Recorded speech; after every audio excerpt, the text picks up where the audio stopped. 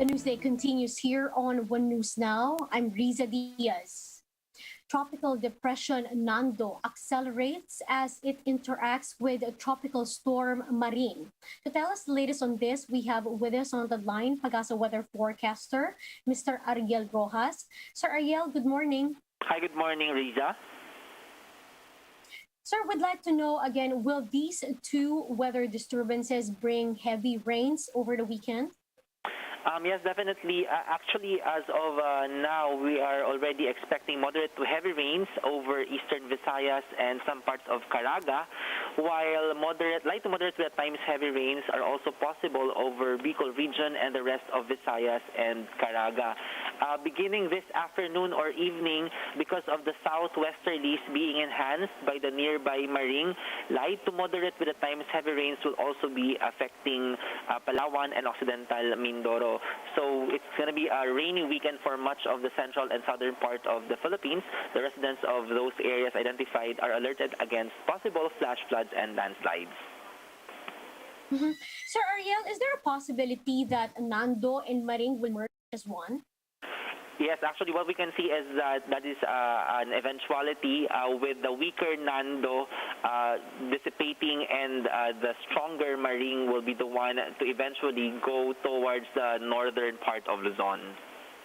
And if this happens, Sir Ariel, will it be likely develop into a storm category? Currently, Maring is now in tropical storm category. What we can see is that it may intensify further into a severe tropical storm intensity, at least by Monday. That is passed way after the merger has happened. Again, Sir Ariel, can you give us the areas that could possibly be hit by this weather disturbance? Yes, so after the merger of tropical depression Nando and tropical storm Maring, Maring will track generally northwestward towards the northern part of Luzon. The nearest approach will be on Tuesday. Maring will pass through Luzon Strait and may pass near or over the Babuyan group of islands around that time. We may start hoisting tropical cyclone wind signal in some parts of northern Luzon starting this afternoon or tomorrow in anticipation of the approach so that the LGUs there can prepare. Apart from the winds that may be felt due to tropical storm Maring, the residents of areas in central part of the Philippines as well as northern Luzon are also alerted against possible moderate to heavy rains that may cause landslides and flooding. Well, thank you very much, Mr. Ariel Rojas of the Pagasa Weather Forecasting Bureau for giving us those updates. Thank you, sir. Meanwhile, Commission on Human Rights Chairman Chito Gascon has passed away at 57 years old due to COVID-19. In a Facebook post, his brother informed the public of Gascon's death earlier this morning. Gascon is known as a human rights lawyer and activist for over 30 years. He served as the youngest member to both the Constitutional Commission that drafted the 1987 Constitution and the 8th Philippine Congress, where he helped pass the legislation on Sangguniang Kabataan and the law against child abuse. He also served as a member of the Human Rights Victims Claims Boards, where he held a rank equivalent to the Justice of the Court of Appeals. In 2015, he was appointed CHR Chairman by the late President Noynoy Aquino. His term was supposed to end next year. Now, tributes have started pouring in for late CHR Chairperson Chito Gascon. Kabataan Party List Representative Sara Elago said that Filipinos, especially the youth, will be grateful for his contributions in building a just and humane society. Political analyst Tony Lavinia said Gascon was a good friend, a servant of the people, and a true believer and advocate for human rights.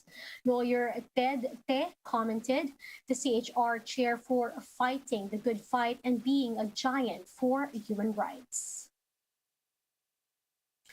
Meanwhile, journalist and Rappler CEO Maria Ressa has won the Nobel Peace Prize, the first for a Filipino.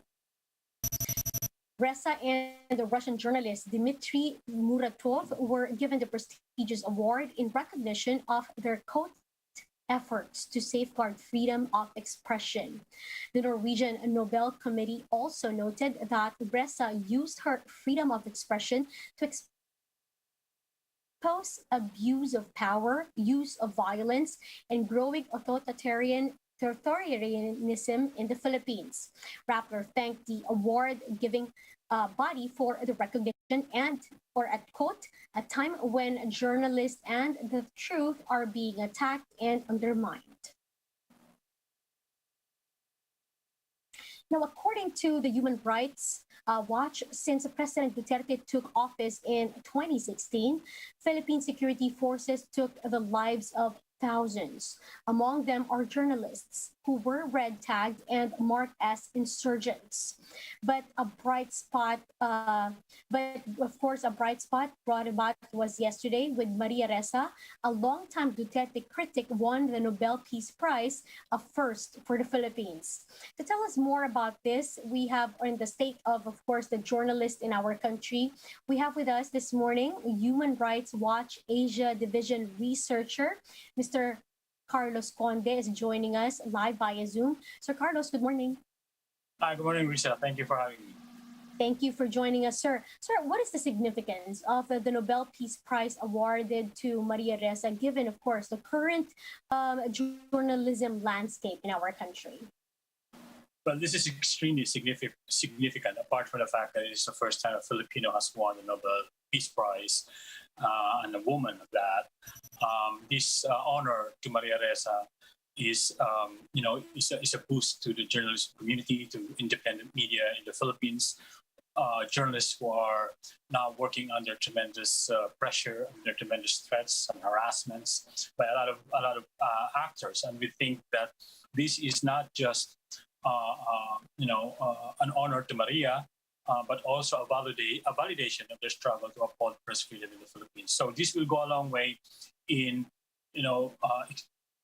making sure that journalists in the country are inspired to do more independent journalism and to seek the facts and the truth and just push back against disinformation.